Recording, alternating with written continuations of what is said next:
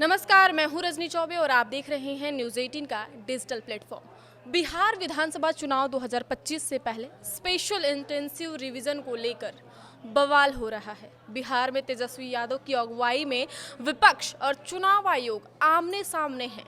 SIR पर बवाल थमने का नाम नहीं ले रहा है। इसे लेकर आज बिहार बंद है। बिहार में आज यानी 9 जुलाई 2025 को महागठबंधन ने विशेष गहन पुनरीक्षक एसआईआर के खिलाफ बिहार बंद का आह्वान किया है।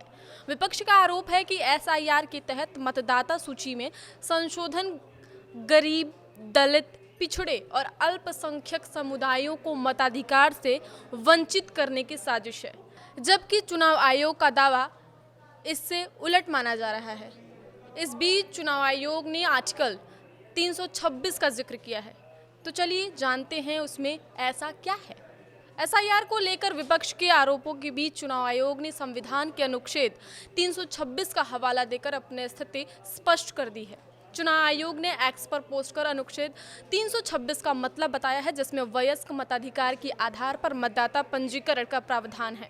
चुनाव आयोग ने हिंदी और अंग्रेजी में आर्टिकल 326 को मतलब को बताया है, समझाया है। आर्टिकल 326 के अनुसार लोकसभा और राज्यों की विधानसभाओं के लिए निर्वाचनों का वयस्क मताधिकार के आधार पर होना, लोकसभा और प्रत्येक राज्य की विधानसभा के लिए निर्वाचन वयस्क मताधिकार के आधार पर होंगे। अर्थात प्रत्येक व्यक्ति जो भारत का नागरिक है और ऐसी तारीख को जो समुचित विधानमंडल द्वारा बनाई गई है, किसी विधि द्वारा या उसके अधीन इस निमित्त नियत की जाए, कम से कम 18 वर्ष की आयु का है और इस संविधान या समुचित विधानमंडल द्वारा बनाई गई किसी विधि के अधीन अनिवास, मानसिक विकृति, अपराध या भ्रष्ट या फिर अवैध आचरण के आधार पर अन्यथा निरहित नहीं कर दिया जाता है।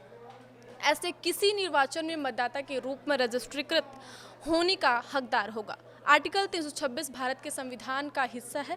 यह लोकसभा और राज्य विधानसभाओं के चुनावों को वयस्क मताधिकार के आधार पर सुनिश्चित करता है। इसका मतलब है कि हर भारतीय नागरिक जो 18 साल या उससे अधिक उम्र का हो, मतदाता के रूप में पंजीकृत कराने का हकदार है।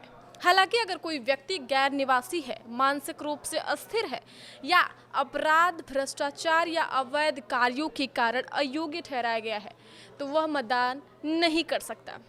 यह अनुच्छेद सभी पात्र नागरिकों को निष्पक्ष और समान मतदान का अधिकार देता है। हम आपको बताते हैं कि आखिर इस मुद्दे पर विरोध क्यों हो रहा है।